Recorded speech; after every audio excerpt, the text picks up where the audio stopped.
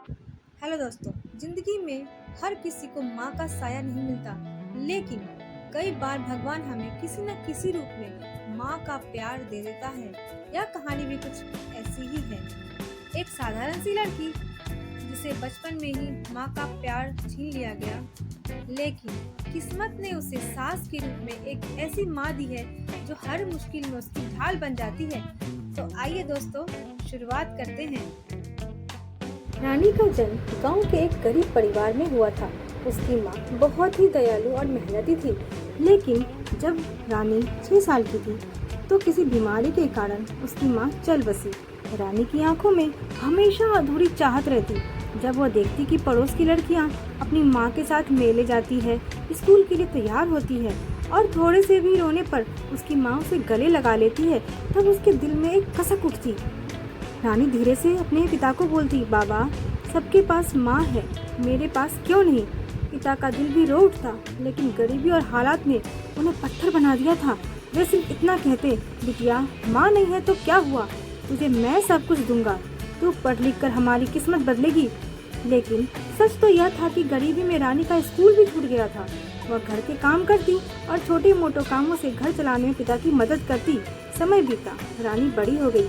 चेहरे पर मासूमियत, लेकिन मन में एक डर था, क्योंकि माँ का सहारा कभी मिला ही नहीं। इसी बीच गांव के एक ही परिवार से शादी का रिश्ता आया। लड़का का नाम था अजय। अजय पढ़ा लिखा और ईमानदार मेहनती लड़का था। उसके पिता का देहांत हो चुका था। उसके घर की जिम्मेदारी उसकी माँ के कंधों पर आ चुकी थी। शादी हो गई। ढोल नगाड़ों के बीच रानी ने ससुराल में पहला कदम रखा। जैसे ही उसने दरवाजे पर कदम रखा, उसके दिल में एक अजीब सा डर था। पता नहीं सास कैसी होगी, कहीं मुझे नापसंद कर दे तो। सामने आई रानी की सास कमला देवी। सिंपल सी साड़ी, चेहरे पर अनुशासन की झलक और आंखों में कठोरता। कमला देवी कहती है, बहू, ये घर अब तेरा भी है। यहाँ सब काम नियम से होते हैं, मेहनत करनी होगी, तभी सबका दिल जीत पाओगी। रानी सहम गई। उसे लगा शायद यहाँ भी उसे अपनापन नहीं मिलेगा। शादी के बाद की शुरुआत रानी के लिए इतना आसान नहीं था। सुबह जल्दी उठना, पूरे घर का झाड़ू पोछा करना, सबके लिए चाय नाश्ता बनाना, यह सब उसके लिए नया था। कई बार सब्जी में नमक ज़्यादा पड़ जाता, कई बार रोटी जल जाती, और तब घर की सारी औरतें ताना देती और पड़ोस की औरतें कहती, अरे कमला जी, आपकी बहू तो काम में बिल्कुल ही कच्ची है। ये सब सुनकर रानी की आंखों से आंसू आ जाते।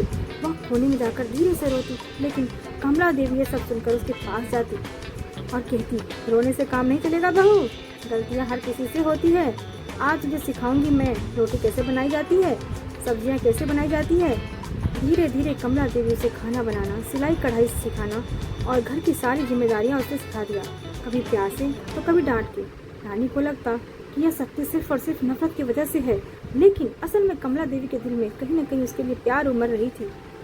एक दिन घर में कुछ रिश्तेदार आए। सबके सामने रानी से चाय बनाने को कहा गया। रानी ने मेहनत से चाय बनाई, लेकिन नर्वस के कारण उसने चाय में ज़्यादा चीनी डाल दी। रिश्तेदार हंसने लगे और बोले, अरे वाह बहू, तुम तो बड़ी ही मीठी चाय बनाती हो, लगता है हमें डायबिटीज हो ही जाएगी। सब हंस पड़े। रानी का दिल टूट गया। रात को वह रो रही थी कि तभी उसकी सास उसके पास आई और कहा, बहू, तेरा दिल बहुत ही साफ है, दुनिया के ताने मत सुन, हर काम धीरे धीरे सीखा जाता है, याद रख, गलती करने वाले ही आगे बढ़ते हैं। यह सुनकर रानी को पहली बार दिल में सुकून मिला। कुछ महीनों बाद रानी गंभीर रूप से बीमार हो गई थी। तेज बुखार, बदन टूट रहा था। अजय काम पर गया था। पूरी रात कमला देवी उसके सिरहाने बैठकर उसकी सेवा करती रही, कभी दवा देती तो कभी गीले कपड़े से उसका माथा पोंछती। कमला देवी मन ही मन सोचती है, हे भगवान, इस बच्ची को कुछ हो गया तो मैं कैसे जी पाऊंगी, ये तो मेरी अपनी बेटी जैसी है। रानी आधे होश में थी, लेकिन उसने सब कुछ सुन लिया। उसकी आंखों से आंसू बह निकले। उसे पहली बार एहसास हुआ माँ कैसी होती है। आज मैंने समझा। रानी धीरे धीरे ठीक होने लगी। कमला देवी उसकी दिन रात देखभाल करती, कभी उसके लिए खिचड़ी बनाती, दवाई समय पर देती और यहाँ तक कि उसके कपड़े भी धोती। रानी हैरान थी। उसने कभी सोचा नहीं था कि कोई सास बहू के लिए इतनी मेहनत कर सकती है। रानी धीरे आवाज में कहती है, माँ, आप मुझे इतना क्यों संभाल रही हो? मैंने तो सुना था कि सास बहुत ही बुरी होती है, बहू की दुश्मन होती है। कमला देवी मुस्कुराकर कहती है, उसके सिर पर हाथ रखते हुए बोली, बेटी, सब सासें एक जैसी नहीं होती।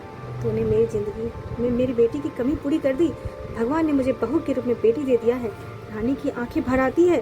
उसे पहली बार लगा कि माँ की कमी सच में पूरी हो चुकी है। रानी अब सबसे पहले आत्मविश्वास से काम करने लगी। खाना पकाने में निपुण हो गई, घर संभालने में सबकी मदद करने लगी। लेकिन समाज की ताने देने की आदत कहाँ जाती है। एक दिन पड़ोस की औरतें फिर आई और बोली, कमला जी, आपने बहू को बहुत सिर चढ़ा के रखा हुआ है। बहू तो सिर्फ काम करने के लिए होती है, ये तो आपकी माँ बन रही है। यह सुनकर कमला देवी को गुस्सा आया और बोली, औरत औरत की दुश्मन क्यों बनती है। बहू को बेटी ना माने तो घर कभी घर नहीं बनता। मैं अपनी बहू को माँ का दर्जा क्यों ना दूँ। रोशन चुप हो जाती है। रानी यह सब सुनकर खुश हो जाती है और उसका दिल कर से झूम उठता है। अजय रानी का पति माँ और पत्नी के रिश्ते को देखकर बहुत ही खुश रहता है। एक दिन रानी से कहता है, रानी, मैं सोचता था कि माँ हमारी अकेले रहती है, पता नहीं बहू को अपना पाएगी नहीं, लेकिन तुम दोनों ने मिलकर मेरे घर को स्वर्ग बना दिया। रानी मुस्कुराते हुए बोलती है, अजय, तुम्हारी माँ ने मुझे प्यार दिया है, अब ये घर मेरा मंदिर है। जिंदगी हमेशा आसान नहीं होती। कुछ ही दिनों बाद अजय की नौकरी चल जाती है। घर पैसों की तंगी हो जाती है। रानी ने कहा, माँ, मैं सिलाई कढ़ाई जानती हूँ, क्यों ना मैं पड़ोस के बच्चों को ट्यूशन पढ़ाऊँ और कपड़े सिलाई करूँ, जिससे हमारी कुछ मदद मिल जाए। कमला देवी तुरंत उसका साथ देती है। धीरे धीरे रानी घर में छोटा मोटा काम शुरू कर देती है। लोग उसकी मेहनत और व्यवहार से खुश रहने लग जाते हैं। अब घर में रोज थोड़ा थोड़ा पैसा आने लगता है। जब रानी की मेहनत से घर संभलने लगा, तब वही रिश्तेदार जो पहले मजाक उड़ाते थे, अब तारीफ करने लगे। कमला जी, आपकी बहू तो बहुत ही होशियार निकली, सचमुच आप किस्मत वाली हो। कमला देवी मुस्कुराकर बोलती है, ये सब रानी की मेहनत है, मैं तो बस उसे थोड़ा सा प्यार देती हूँ ताकि उसका मनोबल बने रहे। रानी सब सुनकर रो पड़ती है। समय बीता। रानी अब घर की सारी जिम्मेदारियां निभाने लगती है। कमला देवी को अगर थोड़ा सा भी कुछ होता वो सारी रात जाग कर उसकी सेवा करती है। एक दिन गांव के मंदिर में उत्सव था। सब औरतें अपनी बेटियों के साथ पहुंची। रानी थोड़ी सी उदास थी क्योंकि उसके पास माँ नहीं थी। तभी कमला देवी ने उसका हाथ पकड़ा और बोली, लोग अपनी बेटियों को लेकर आती हैं, मैं अपनी बेटी को लेकर आई हूँ। सारे गांव वाले हैरान रह जाते हैं। रानी की आंखों से आंसू छलक पड़ते हैं। अब तक गांव वाले समझ जाते हैं रानी और कमला देवी के रिश्ते को। जहां पहले लोग ताने मारते थे, अब लोग मिसाल देने लगे। पड़ोसन कहती है, देखो बहनों, असली घर तो वही है जहां बहू बेटी बन जाए और सास माँ। लोग अब रानी से सलाह लेने लगे। कोई पूछता बच्चों की पढ़ाई के बारे में, तो कोई घरेलू कामकाज के बारे में। रानी विनम्रता सबको समझाती और हर किसी की मददगार बन जाती। एक दिन गांव में बुरी खबर आई, खेतों में आग लग गई। अजय भी वहां काम कर रहा था। रानी और उसकी सास वहां दौड़ते हुए पहुंची। गांव वाले आग बुझाने की कोशिश कर रहे थे। अजय बेहोश पड़ा था।